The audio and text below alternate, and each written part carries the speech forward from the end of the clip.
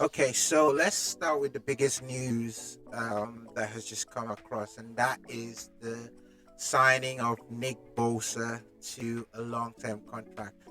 Now, listen, he's now the highest defensive player in the NFL right now, eclipsing Aaron Donald, who plays for the Los Angeles Rams, who I believe, if I check the numbers, he was 31.7 million a year. So 5 year extension, 170 million. I mean, that is a lot of money. Listen, the NFL, contracts are always huge. Especially, from a fan in the United Kingdom, looking at some of these contracts and maybe comparing it to, what we hear about, football players in the UK that play, what you guys call soccer. But I mean, the contract is so different. I think maybe, one of these shows we will just kind of break down and help you guys, just understand, the way that we see it.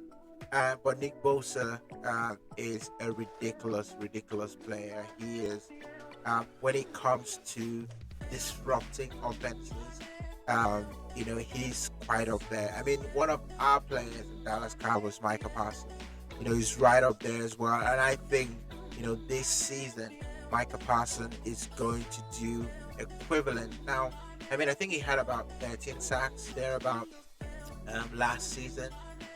Sacks just means that a player gets to the quarterback and puts him on the floor. And, I think Nick Bosa is very disruptive. But I am very interested to see how Micah's journey really eclipsed because third year now in the NFL. And I think he's just one of those players that is simply unplayable. You always want to know where Micah Parsons is, on the field. And, when the defense is on, sometimes he lines up as a linebacker, sometimes he lines up as a pass rusher.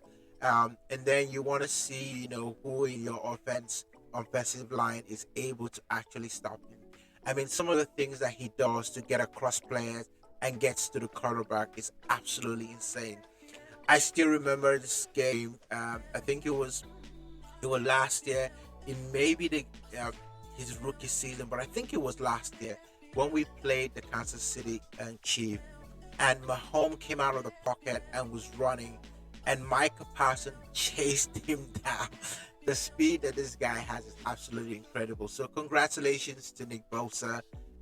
Like they say, he's got that bag, as a defensive player. And I think, it's quite right for the 49ers tie him up because really their defense is really what is the key thing there. I mean, if you look about the whole team right now, their quarterback, Brock Purdy, who is Mr. Irrelevant, meaning that he was the last pick of the draft. And we'll break into that a little bit later.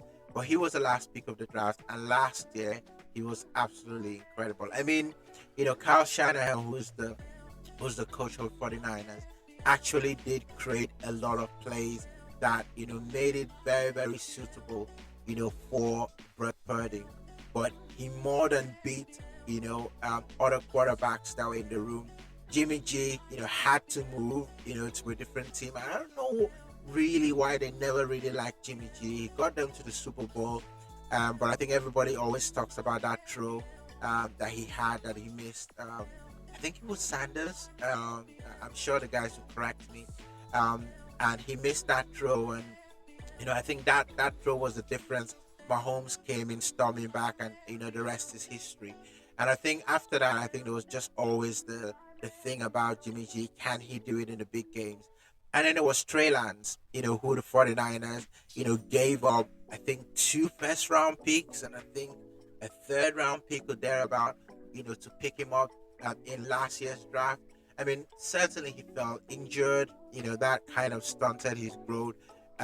But, for Brock Purdy to beat him out, who was a number one pick, really goes something to say about, what this young man is capable of doing. So I'm very curious to see how the 49ers fare, this season. I mean, they still got their stalwarts there.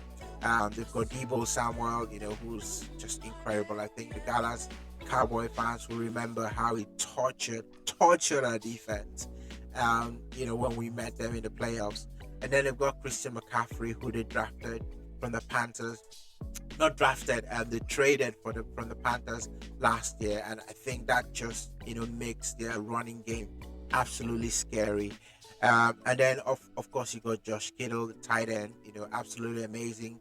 We got Ayuk as well. So, and listen, they've got weapons right in the 49ers. So I think everyone is saying right now in the NFC, right now it's the 49ers, it's the Eagles, and then the Cowboys. I mean, you can kind of juggle, the teams, however you want. But I think, the ranking is pretty much that.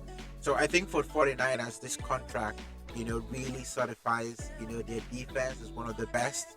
It means that you tie up one of the best players, for another 5 years. And they say that defenses win championships. So, let's see, what that does. I think the other player for us to talk about is Joe Burrow. Now he's the quarterback for the Cincinnati Bengals.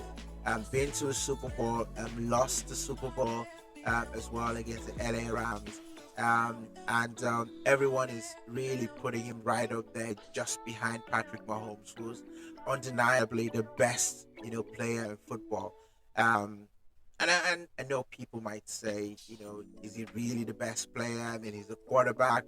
You could throw up names, out there, in terms of the best player. I know there was always a debate between, Aaron Donald and Patrick Mahomes. But I just think that, as a quarterback, when you watch, Mahomes play, it's just something really just exciting about the player. You always feel like Kansas City Chiefs have a chance, when Mahomes is playing as quarterback. I mean, the last Super Bowl against Jalen Hurts. I mean, listen, I'm a Cowboys fan and I don't have a lot of love for the Eagles. You're gonna find that out. But for me, just watching Jalen Hurts, it hurts me to say. Just watch Jalen Hurts simply ball out in the Super Bowl, last year. And I think just a couple of plays was just the difference. Patrick Mahomes been to the Super Bowl before, so I think he had that experience. But ultimately, he's just a player that, when the chips are down, he really gets it down. So I think he's right up there. And Joe Burrow signing, that contract with the Cincinnati Bengals. I think just before the season starts will be a real boost, for the team. Something tells me that they had signed the contract a while ago and just wanted to announce that, just before the game.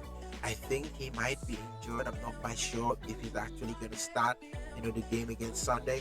We'll preview the games, shortly. But I just wanted to shout out to those two players who got, their contracts